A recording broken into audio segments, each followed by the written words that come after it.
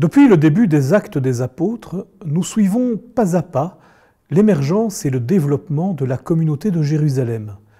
Dans le sillage de l'effusion de l'Esprit, le récit nous fait assister aux premières conversions, ainsi qu'aux premières persécutions, qui alternent avec quelques tableaux un peu idylliques de la vie de l'Église primitive. C'est en quelque sorte l'âge d'or. Avec le chapitre 6 s'ouvre un nouveau volet de l'histoire de l'Église et une nouvelle étape de l'évangélisation. Un événement somme toute assez anodin va faire éclater la bulle géographique dans laquelle étaient enfermés les premiers chrétiens et mettre toute la communauté en mouvement à l'intérieur comme à l'extérieur de celle-ci. Tout commence par ce qui ressemble à une dispute de bac à sable teintée d'une bonne dose de jalousie.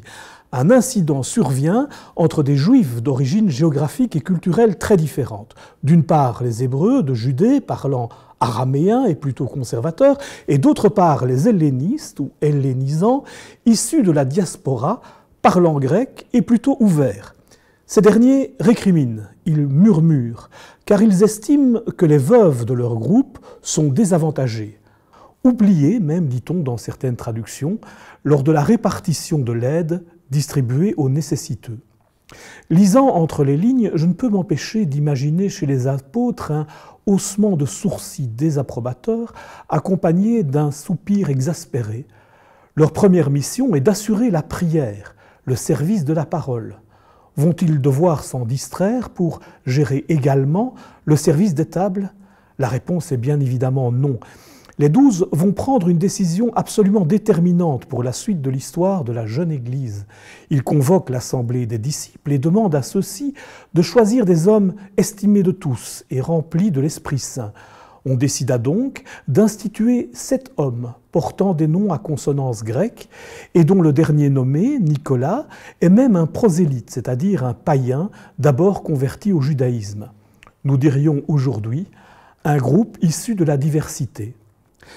Ces hommes sont donc préposés au service de la charité, mais pas seulement. On comptera parmi eux au moins 2 des premiers missionnaires qui illustreront une nouvelle ouverture de la communauté sur le monde. Depuis le début du livre, Luc insistait régulièrement sur la croissance du nombre de disciples. Ici, il souligne d'abord la fécondité de la parole, car c'est bien de l'aventure extraordinaire de la parole dont nous parlent les actes, bien plus que de l'histoire des premiers disciples. Que serait devenue l'Église si elle s'était enfermée dans les murs de la ville sainte? Personne évidemment ne peut répondre à cette question, mais ce passage nous enseigne que quand elle est fragile, lorsqu'elle fait preuve d'audace et d'imagination, l'Église est la plus évangélique. Parler le langage des hommes et des femmes de notre temps, prendre langue avec eux, accepter de se laisser inviter, déplacer, bousculer et dans l'imprévu de la rencontre être témoin de cette parole féconde qui nous habite et nous fait vivre, voilà sans doute aujourd'hui, comme il y a 2000 ans, le service de tout chrétien.